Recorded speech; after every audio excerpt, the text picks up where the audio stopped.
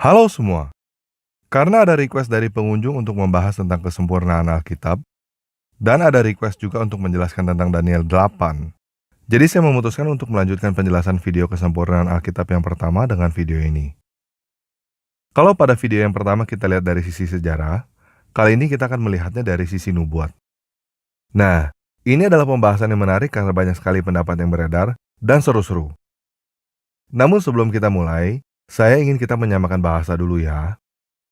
Secara literal, arti kata nabi adalah peramal. Nabi bernubuat, artinya peramal meramal. Yang disebut dengan nabi palsu, artinya adalah peramal palsu. Apa yang dikatakannya di masa depan tidak sungguh terjadi. Ulangan 18 ayat 21-22 menjelaskan bagaimana kita bisa mengetahui perkataan seorang nabi dari Tuhan atau bukan. Yaitu bila seorang nabi berkata demi nama Tuhan, dan perkataan itu tidak terjadi dan tidak sampai, maka perkataan itu bukan dari Tuhan. Oke, jelas ya? Nah, untuk mengetahui apa yang akan terjadi, kita perlu mempelajari apa yang sudah terjadi. Dari mana kita mempelajarinya? Ya, dari sejarah. Setuju ya? Karena banyak sekali nubuat yang ada di Alkitab, pada video ini saya akan membatasi pembahasan dengan nubuat yang ada di kitab Daniel aja. Oke, kita mulai ya.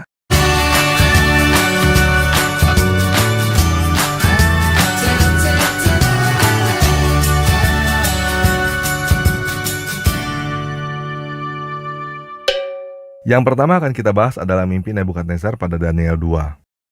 Yang menarik di sini adalah Nebukadnezar sangat cerdas. Dia tahu bahwa orang-orang bisa ngarang apa arti mimpinya. Jadi dia membuat tantangan bagi orang-orang pintar pada zaman itu, bukan hanya mengartikan mimpinya, tapi sekaligus menebak apa mimpinya. Pada saat itu, tidak ada satu orang pun yang bisa, kecuali Daniel. Daniel mampu mengetahui apa mimpi Nebukadnezar, beserta apa artinya. Nah, inilah mimpi Nebukadnezar. Ada patung yang sangat besar, kepalanya dari emas, dada dan lengannya dari perak, perut dan pinggangnya dari tembaga, pahanya dari besi, kakinya sebagian dari besi, sebagian dari tanah liat. Lalu ada batu dari Tuhan yang menimpa patung itu tepat pada kaki yang dari besi dan tanah itu. Maka patung itu menjadi hancur, dan batu itu menjadi gunung besar yang memenuhi seluruh bumi. Mimpi Nebukadnezar ini bisa dikatakan sebagai pelajaran dasar tentang nubuatan yang ada di Alkitab. Karena pada pasal yang sama, Daniel segera memberitahukan apa artinya. Mimpi patung itu adalah ramalan tentang kerajaan-kerajaan yang akan datang setelah Nebukadnezar. Kita langsung aja ke jawabannya ya. Teman-teman kalau mau lihat detailnya, silakan baca kitab Daniel sendiri. Oke? Kepala dari emas adalah Babilonia yang berkuasa dari tahun 626 sampai tahun 539 sebelum Masehi. Dada dan lengan dari perak adalah Media Persia yang berkuasa sampai tahun 330 sebelum Masehi. Perut dan pinggang dari tembaga adalah Yunani yang berkuasa sampai tahun 64 sebelum Masehi. Paha dari besi adalah Romawi. Kakinya sebagian dari besi, sebagian dari tanah liat, karena ada kalanya Kaisar Romawi dipimpin oleh dua orang kaisar. Romawi terpecah menjadi Romawi Barat yang berkuasa sampai tahun 476 Masehi, dan Romawi Timur yang berkuasa sampai tahun 1453 Masehi. Batu yang dari Tuhan adalah Yesus Kristus, yang pada akhirnya menjadi Raja seluruh bumi.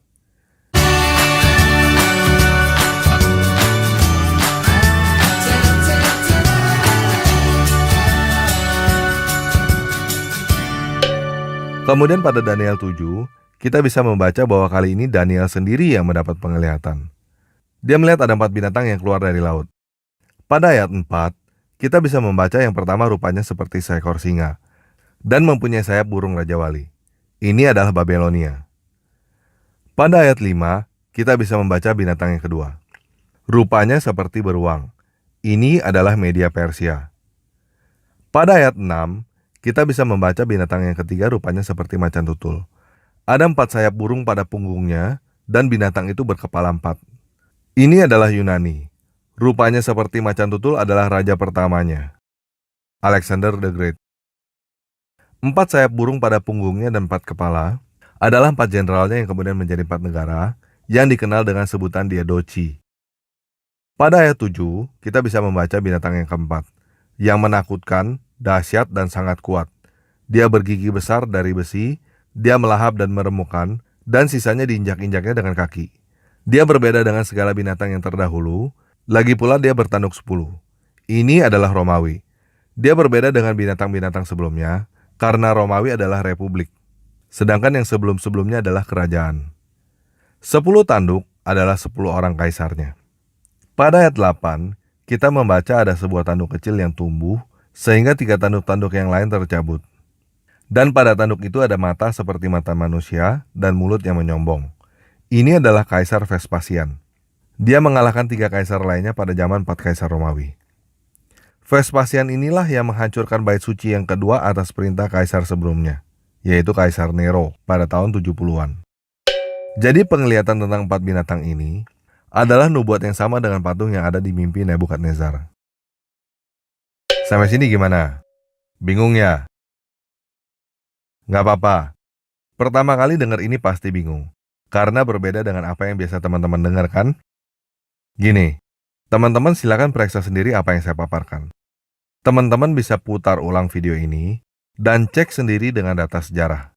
Saya nggak berharap teman-teman telan mentah-mentah apa yang saya katakan. Dan saya juga nggak berharap teman-teman telan mentah-mentah apa yang orang lain katakan. Silakan periksa sendiri. Jadi teman-teman yang belum subscribe channel ini, silakan pencet tombol subscribe pada channel ini dan tombol jempol pada video ini, supaya bisa mempelajari video ini lagi nanti dengan mudah. Oke, lanjut ya. Pada Daniel 8, kita bisa membaca nubuat tentang domba jantan dan kambing jantan. Domba jantan dengan 2 tanduk itu adalah Media Persia. Kambing jantan dengan 1 tanduk itu adalah Yunani. Ini adalah penglihatan yang lebih detail tentang apa yang terjadi pada binatang beruang dan macan tutul pada penglihatan sebelumnya. Kalau teman-teman ada yang pernah nonton film 300, itu adalah permulaan pertarungan domba jantan dan kambing jantan ini. 1 tanduk kambing jantan itu adalah Alexander the Great dari kerajaan Makedonia. Dia mengalahkan habis seluruh daerah Media Persia, bahkan lebih dari itu, sampai ke India. Alexander the Great mati muda pada usia 32 tahun. Penerusnya bukan anaknya, tapi 4 jenderalnya yang kemudian menjadi 4 negara Yunani. 4 negara ini dikenal dengan sebutan Diadochi, yaitu Antipater, Craterus, Antigonus, dan Ptolemy. Kemudian muncul satu orang yang tadinya cuma orang Yunani rendahan, mendirikan kerajaan yang disebut Seleucid. Kemudian kerajaan Seleucid ini menguasai sebagian besar daerah taklukan Alexander the Great, termasuk daerah Israel. Ini adalah tanduk kecil yang ada di dalam Daniel 8. Pada tahun 175 sampai 164 sebelum Masehi, dari kerajaan Seleucid ini ada raja yang bernama Antiochus IV Epiphanes. Antiochus IV Epiphanes ini memaksakan seluruh daerahnya menjadi orang Yunani. Bahasa harus bahasa Yunani. Agama harus agama Yunani. Ini yang disebut dengan Helenisasi.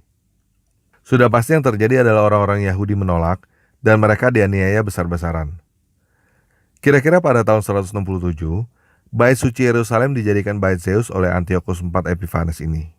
Antiochus IV Epiphanes ini adalah si pembinasa keji yang ada di dalam Daniel 8.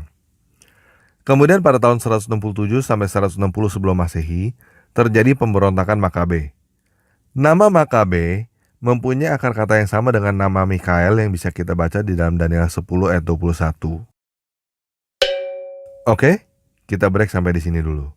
Semua poin-poin penting tentang nubuat yang ada di dalam kitab Daniel sudah saya buka semua. Dan saya cukup yakin, banyak teman-teman yang kaget dan masih bingung dengan apa yang disampaikan pada video ini. Jadi saya mau kasih PR nih buat teman-teman. Silakan pelajari video ini, baca kitab Daniel, dan baca sejarah dunia. Silakan periksa sendiri apa yang saya sampaikan adalah benar atau salah. Nah, ada satu hal lagi yang ingin saya sampaikan. Nubuat pada kitab Wahyu senada dengan nubuat pada kitab Daniel.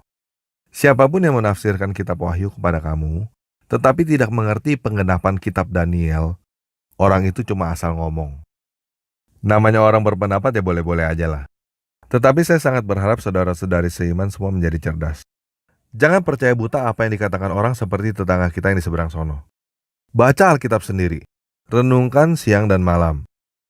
Jangan kemakan dengan omongan orang yang bilang kalau baca Alkitab sendiri menjadi sesat. Orang yang ngomong begitu, kemungkinan adalah si penyesat itu sendiri yang berusaha menjajah kamu dengan agama. Alkitab bukan buku mantra seperti kitab suci tetangga kita. Kitab suci tetangga kita itu butuh buku-buku lain sebagai buku penuntun. Butuh guru pembimbing, dan kalau baca sendiri bisa jadi sesat. Buku yang seperti itu sama sekali bukan buku yang sempurna. Buku seperti itu tidak layak untuk dibaca, apalagi untuk dipelajari. Alkitab adalah buku terang yang sempurna. Buku penuntun yang gak butuh buku penuntun yang lain. Kamu gak perlu menjadi orang jenius untuk mengerti apa yang tertulis di dalam Alkitab. Selama kamu bisa baca, kamu gak butuh guru untuk mengajari kamu baca Alkitab. Dan kamu tidak akan tersesat karena membaca Alkitab sendiri. Justru kamu akan tersesat bila kamu tidak baca Alkitab. Oke, sekian video kali ini. Yesus Kristus penguasa langit dan bumi memberkati kita semua.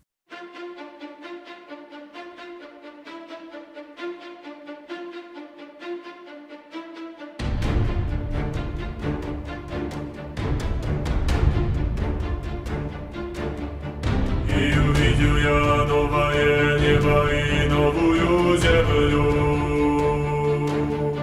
ибо прежнее небо и прежняя земля миновали. И я увидел святой город Иерусалим, новый, сходящий от Бога с неба. Я громкий голос с неба говорящий, все скиния Бога с человеками, и Он будет обитать с ними, они будут Его народом, и сам Бог с ними будет Богом их.